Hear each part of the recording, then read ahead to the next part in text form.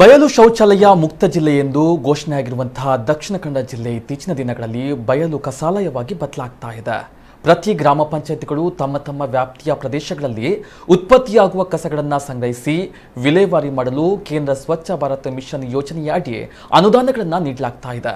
ಆದರೆ ಸುಶಿಕ್ಷಿತರೇ ಇರುವಂತಹ ದಕ್ಷಿಣ ಕನ್ನಡ ಜಿಲ್ಲೆ ಮಾತ್ರ ಕೇಂದ್ರ ಸರ್ಕಾರದ ಸ್ವಚ್ಛ ಭಾರತ್ ಪರಿಕಲ್ಪನೆಗೆ ಅಸ್ವಚ್ಛತೆಯ ಮೂಲಕ ಸೆಡ್ಡು ಹೊಡೆಯಲು ತೀರ್ಮಾನವನ್ನ ಮಾಡಿದಂತಿದೆ. ಈ ಕುರಿತ ಒಂದು ವರದಿ ಇಲ್ಲಿದೆ.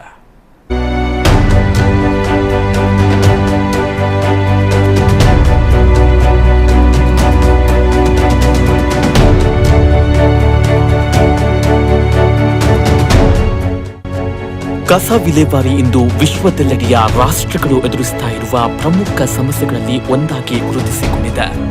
ಹಸಿ, ಒಣ ಮತ್ತು ಎಲೆಕ್ಟ್ರಾನಿಕ್ ಕಸಗಳನ್ನ ನಿರ್ವಹಣೆ ಮಾಡುವುದೇ ಆಡಳಿತ ವ್ಯವಸ್ಥೆಗಳಿಗೆ ತಲೆನೋವಾಗಿ ಪರಿಣಮಿಸಿಬಿಟ್ಟಿದೆ. ದೇಶದಲ್ಲೂ ಇದೀಗ ಕಸಗಳ ವಿಲೇವಾರಿಯೇ ದೊಡ್ಡ ಸಮಸ್ಯೆಯಾಗಿ ಕಾಡಲು ಆರಂಭಿಸಿದ್ದು, ಸ್ವಚ್ಛತೆಯ ಸಮಾಜ ನಿರ್ಮಾಣ ಇತ್ತೀಚಿನ ದಿನಗಳಲ್ಲಿ ಸವಾಲಾಗಿದೆ. ರಾಜ್ಯದಲ್ಲಿ ಬುದ್ಧಿವಂತರ ಜಿಲ್ಲೆ ಹಾಗೂ ಅತ್ಯಂತ ಸುಶಿಕ್ಷಿತರನ್ನ ಹೊಂದಿರುವ ಜಿಲ್ಲೆ ಎಂದು ಹೆಸರು ಹೊಂದಿರುವ ದಕ್ಷಿಣ ಕನ್ನಡ ಜಿಲ್ಲೆಯನ್ನ ಇತ್ತೀಚೆಗಷ್ಟೇ ಬಯಲು ಶೌಚ ಮುಕ್ತ ಜಿಲ್ಲೆ ಎಂದು ಘೋಷಣೆ ಮಾಡಲಾಗಿದೆ. ಆದ್ರೆ ಇದೀಗ ಜಿಲ್ಲೆ ಬಯಲು ಕಸಾಲಯವಾಗಿ ಬದಲಾಗ್ತಾ ಇದ್ದು, ಜಿಲ್ಲೆಯ ಕೊಣಾಜೆ, ಕೀನ್ಯ, ತಲಪಾಡಿ, ಉಳ್ಳಾಲ, ತೇರಳಕಟ್ಟೆ ಮೊದಲಾದ ಪ್ರಮುಖ ಜನವಸತಿ ಪ್ರದೇಶಗಳಲ್ಲಿ ಕಸಗಳನ್ನ ಎಲ್ಲೆಂದರಲ್ಲಿ ಎಸೆಯಲಾಗ್ತಾ ಇದೆ. ಈ ಬಗ್ಗೆ ಅಧಿಕಾರಿಗಳ ಗಮನಕ್ಕೆ ಪರಿಸರ ಹೋರಾಟಗಾರರು ತಂದರೂ ಈ ಬಗ್ಗೆ ಯಾವುದೇ ಕ್ರಮವನ್ನ ಕೈಗೊಳ್ಳಲಾಗಿಲ್ಲ ಎಂಬ ಆರೋಪ ವ್ಯಕ್ತವಾಗಿದೆ. ಅದು ಇಲ್ಲಿ ಈಗ ನಾವಿರುವುದು ಕೊಣಾಜೆ ಪಂಚಾಯತ್ ವ್ಯಾಪ್ತಿಯ ಕುಂಟಲಗಿರಿ ಎಂಬಲ್ಲಿ. ಇದು ವಿಶ್ವವಿದ್ಯಾನಿಲಯಕ್ಕೆ ಸಂಬಂಧಪಟ್ಟ ಜಾಗ ಅಂತ ಹೇಳಲಾಗ್ತಿದೆ.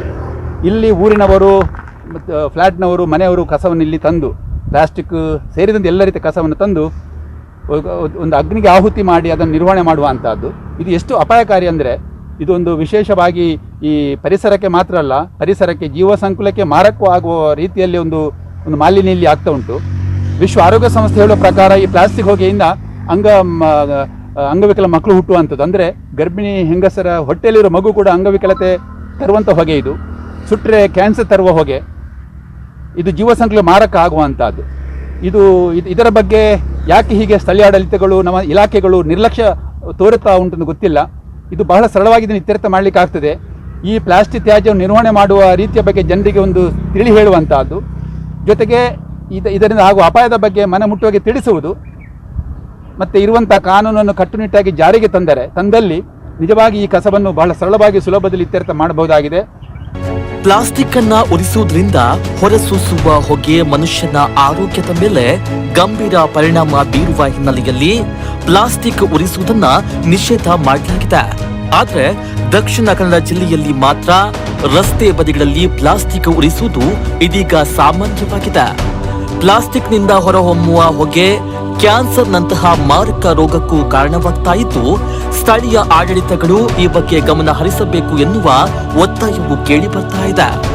ಇನ್ನೊಂದೆಡೆ ಕಸವನ್ನ ಸಂಗ್ರಹಿಸಿ ವಿಲೇವಾರಿ ಮಾಡಬೇಕಾದ ಗ್ರಾಮ ಪಂಚಾಯಿತಿಗಳು ತಮ್ಮ ಜವಾಬ್ದಾರಿಯಿಂದ ನುಣುಚಿಕೊಳ್ಳುವಂತಹ ಹಿನ್ನೆಲೆಯಲ್ಲಿ ಜಿಲ್ಲೆಯ ಜನ ರಸ್ತೆ ಬದಿಯನ್ನೇ ಇದೀಗ ಕಸದ ದೊಡ್ಡಿ ಎಂದು ತಿಳಿದು ಕಸವನ್ನ ಸುರಿಯಲು ಆರಂಭಿಸಿದ್ದಾರೆ.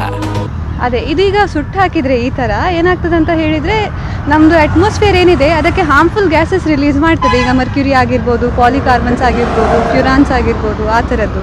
ಸೊ ಆಲ್ರೆಡಿ ಬೇರೆ ಥರದಿಂದ ಮಾಲಿನ್ಯ ಎಲ್ಲ ಆಗ್ತಾ ಇರಬೇಕಿದ್ರೆ ಇದು ಇನ್ನೂ ವರ್ಸ್ ಮಾಡ್ತದೆ ಇರುವ ಕಂಡೀಷನನ್ನು. ಆ್ಯಂಡ್ ನಾವು ಗ್ಲೋಬಲ್ ವಾರ್ಮಿಂಗ್ ಅದಿದು ಅಂತ ಮಾತಾಡ್ತಾ ಇರಬೇಕಿದ್ರೆ ಈ ಥರದ್ದು ಮಾಡಿದರೆ ನೋಡಿ ಹೇಗಾಗ್ತದೆ ಎನ್ವಿರಾನ್ಮೆಂಟ್ ನಮ್ಮದು.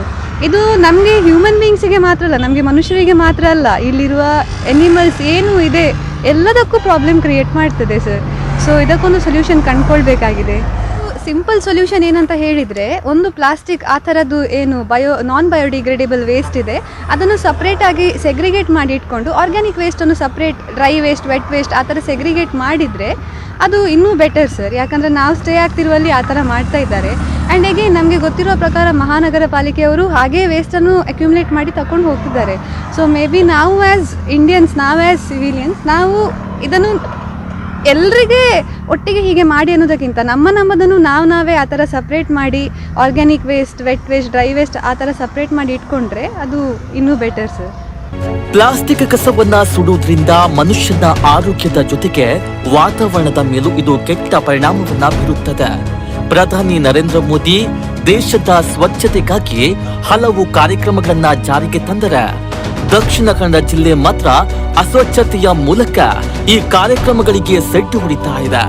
ಇನ್ನಾದ್ರೂ ಸಂಬಂಧಪಟ್ಟವರು ಎಚ್ಚೆತ್ತುಕೊಂಡು ಸ್ವಚ್ಛ ಭಾರತದ ಪರಿಕಲ್ಪನೆಗೆ ಬದ್ಧರಾಗಲಿ ಅನ್ನುವುದೇ ನಮ್ಮ ಆಶಯ. ನ್ಯೂಸ್ ಬ್ಯೂರೋ, ನಮ್ಮ ಕುಡ್ಲ ನ್ಯೂಸ್ 24/7 ಪುತ್ತೂರು.